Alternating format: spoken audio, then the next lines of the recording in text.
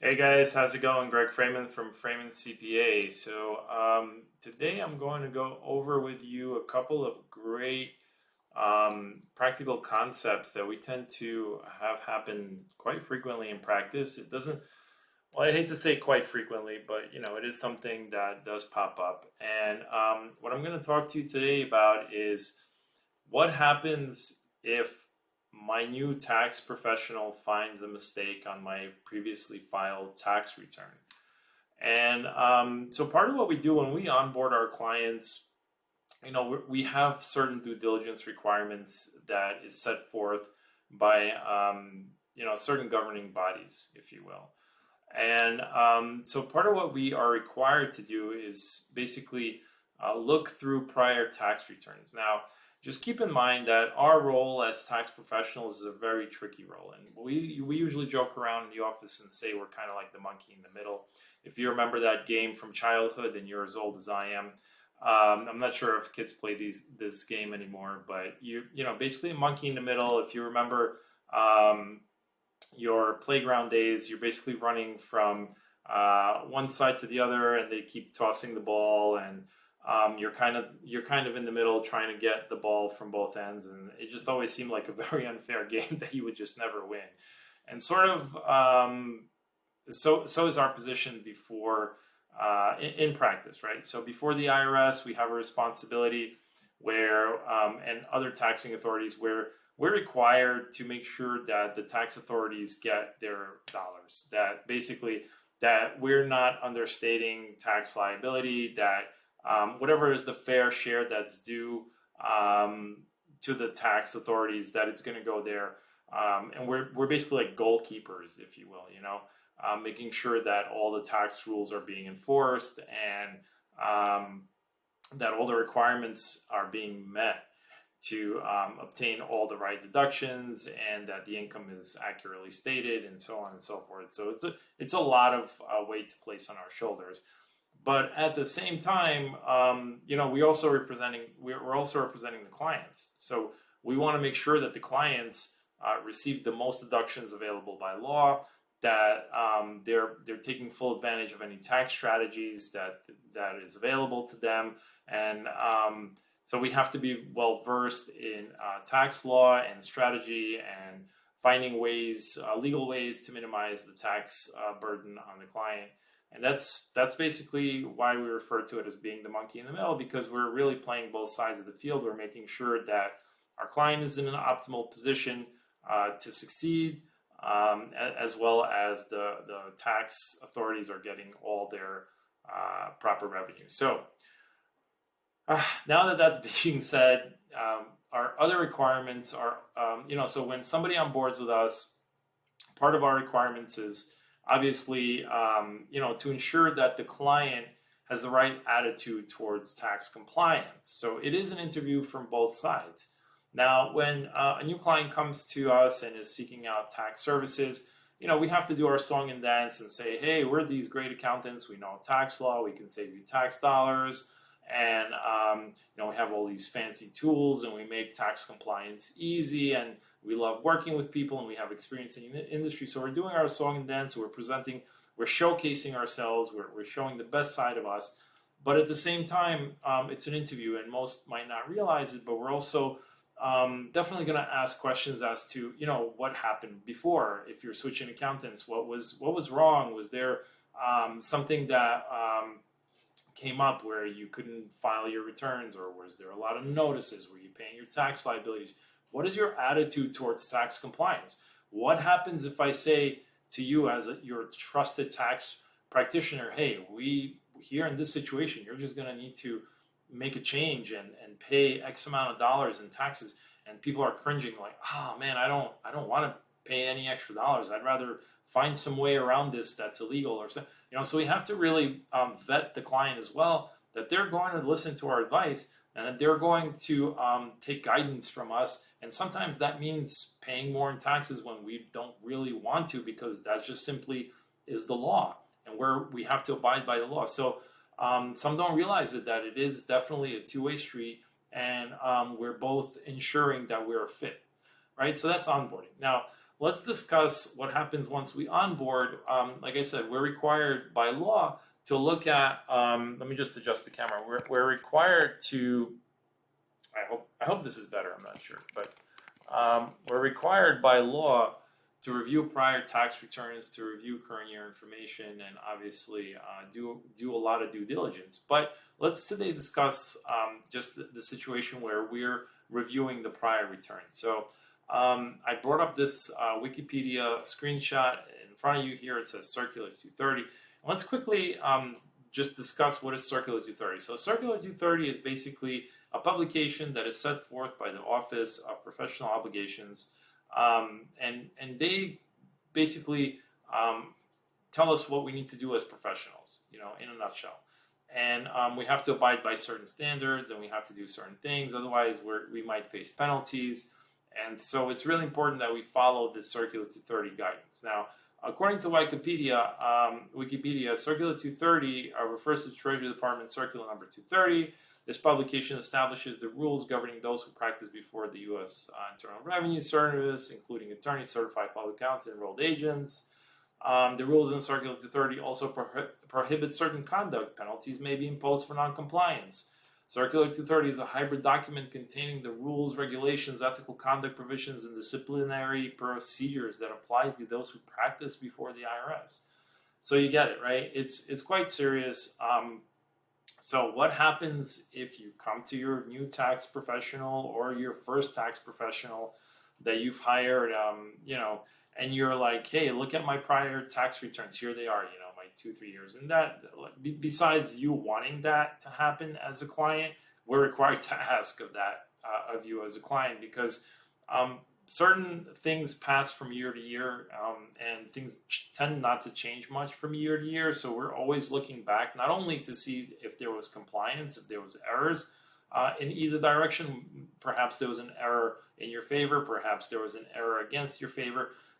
But also there's different balances and things that carry from year to year. For example, capital losses. If you've ever incurred capital losses from trading stock or something of that nature, where you lost a whole bunch of money in the stock market, as you probably already know, you're only allowed to deduct $3,000 of capital losses per year, and the rest carry over into future years. So we need that information to plop into the following year's return. So again, that's all part of this due diligence process, right? So what does Circular 230 say in terms of, you find mistakes, the dreaded mistakes from prior year. So Circular 230 under subsection 10.21, knowledge of client submission. So Circular 230 requirement, let's read this together. A practitioner who, having been retained by a client with respect to a matter administered by the Internal Revenue Service, knows that the client has not complied with the revenue laws of the United States or has made an error in or omission from any return, document, affidavit, or other paper which the client submitted or executed under the revenue laws of the United States, must advise the client promptly of the fact of such noncompliance, error, or omission. The practitioner must advise the client of the consequences as provided under code and regulation of such noncompliance or omission. So, in a nutshell, we got to look at the return. We have to see if there was an error in either way. This discussion, obviously, I'm talking about an understatement of tax liability. I found that you greatly understated your tax liability. There's some sort of mistake. And also we'll discuss, it's not a very big mistake, okay?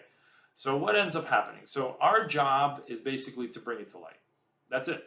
We are not here to enforce it. We're not the IRS police. We're not the state regulatory body or anything like that. We're just your accountant, where basically think of it as the goalkeeper. We have to make sure that everything is done right, and we want to make sure that everything is being fair, like in a way almost like a referee, where we're making sure that all the rules are being met and followed, and that everything's being just and fair to both sides, right?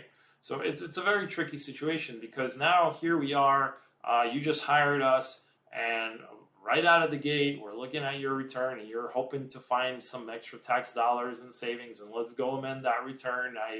I can feel that prior tax accountant did me wrong, and I'm definitely gonna see, like, this guy sounds so smart, and this Freeman guy, and boy, oh boy, I just know that that prior tax accountant really screwed me and I'm going to get a bunch of tax dollars back.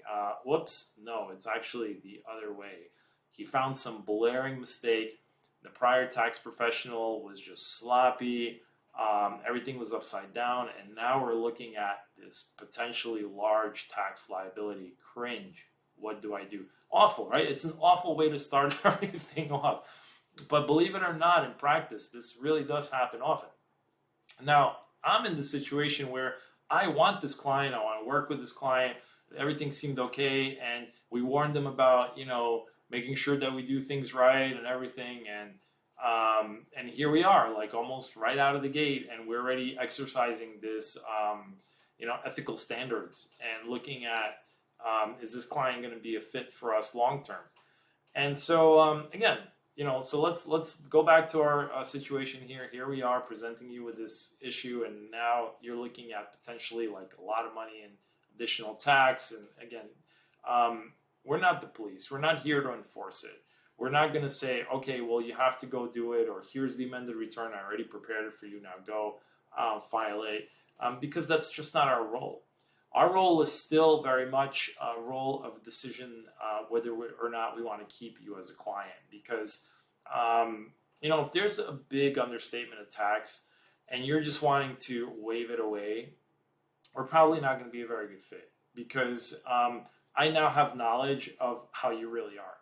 And it already shines a very poor light upon you.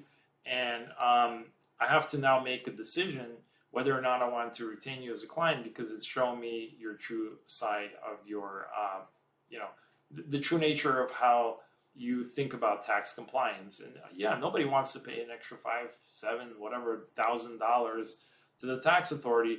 But, I need to make sure that that's, also okay, because this is going to be basically a recurring theme.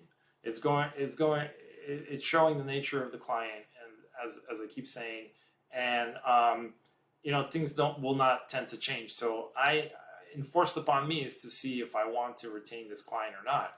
And believe it or not, true story. We've been hired before by a client just to kind of get started, and we would look at the prior return. It was just a minefield worth of problems, mistakes, and errors. And honestly, who the heck knows how much is the total cost to the client? We didn't even know. It was just so bad. And they just tried to wave everything off. No, don't worry about it. Now we're going with a new leaf. And, just the attitude was just so wrong. And there was just so many red flags that we had to basically, terminate the relationship immediately because of the attitude towards tax compliance with the client. It was just going to spell a lot of issues. When the client's telling the professional, I said, don't worry about it, and I know the laws, and I already looked into all of this, and you basically don't know much, that's a big red flag for me. That's just somebody trying to wave away the actual facts that it is a mess, and they probably owe a lot of money, and they probably even cheated on their return to some degree. Either through the course of confusing the living daylights out of the prior tax practitioner to the point that there was probably some definitely lack of professionalism and comprehension on the prior tax professional as it was, but add two very sly clients that really toss and turn everything around, and you got one confused ex-tax professional that is going to make a whole bunch of mistakes in your favor. So who knows what the real story was, but that's usually probably what we're dealing with. You understand, with a certain element of client. So as tax professionals, we're not going to enforce you to go back and amend it with us, because we're not here to do that. We just have to make an ethical decision, whether or not we want to retain you as a client. And so that'll basically we'll meet our obligations by reviewing everything. We go back 3 years because that's the statute of limitation. We go back 3 years, we look it over, and we present the facts. Whether they're ugly, whether they're pretty, whatever the case is, that's our obligation, and that's what we're going to do. And we try to keep our scope very narrow, because from there, it's kind of like on your plate. Let's say we find a mistake, right? So we gave you the proper notice. Now we sit back and wait to see what's going on. If it's a large mistake, we would like to see you fix it and come forward. Now, sometimes we can fix it in the current year, but in many times we actually have to go back and amend filings. And yes, that's opening up the statute of limitations, and yes, that's shining a light on your return. But on the other side, you're coming clean, you're coming forward. It's a good thing. It's not a bad thing. Our clients are almost never audited. I think we're probably one of the firms that have like a 1% audit rate, and it was usually because of the client's fault or just a random audit coming out of COVID, all sorts of stuff. But we don't have like a case full of audits like some practices do. I've worked in some practices along the way that there was just like shelves and shelves of tax audits, and the IRS agent knew the address by heart. We don't have any of that stuff, and we're very proud of that.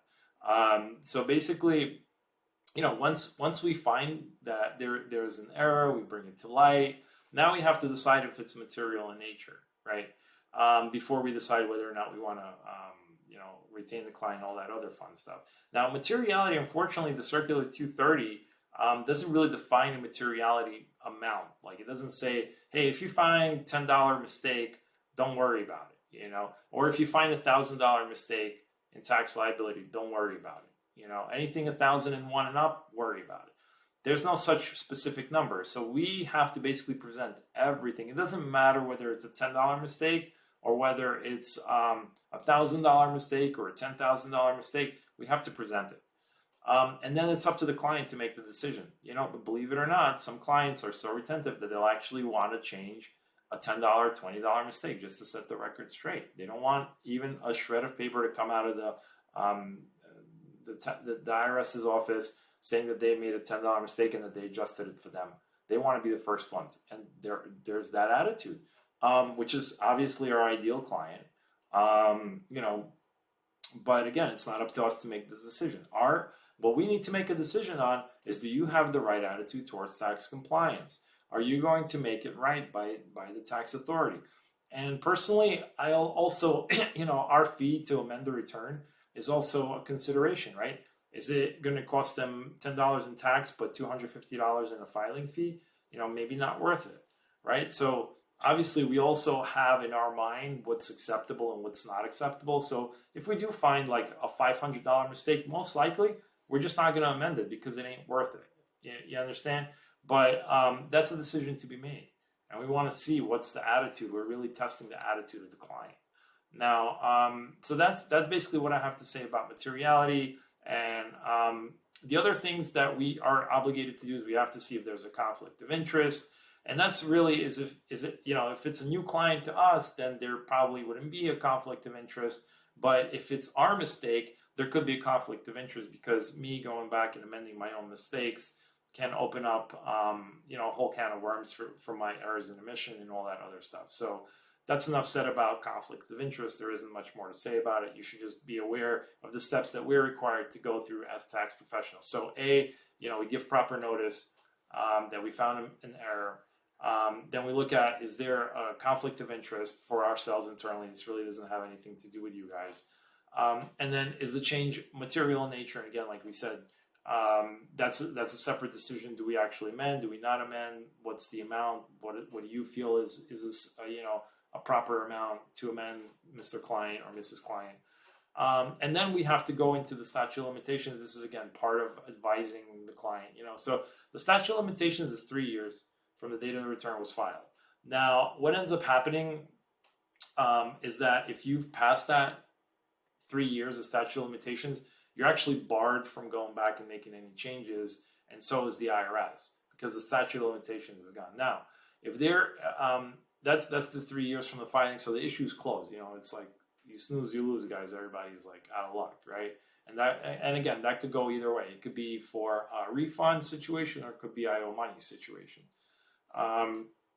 Lastly, just know that if there's a gross income misrepresentation and miscalculation on the return, and we're talking about over 25% of gross income, then there would be a 6-year statute of limitation. And obviously, if it's a fraudulent or false return, then there is no limitations. that's something I learned right in college. If you're doing fraud or filing false returns, you can't get out of it just with the scope of time. So keep those three things in mind. Now, what we'll talk about next is in the next video is penalties under section 6662, a qualified amended return, and how to save money by coming forward. And that's going to be a great next video where I'm going to talk about penalties for grossly misstating your income tax. And this is why it's really important to look at prior returns, and I'll dive a little bit more, so tune in. If you feel that you've had a mistake happen on your prior return and you're worried about it and you don't want to come forward, I'll tell you what, if you come forward, you might actually stand to save some money before the IRS catches you. All right, stay tuned. Remember, Raymond CPA, hosted to you by Land and Business Accountants, and our motto is, your success is our success every single day. Thanks, and have a great, wonderful day.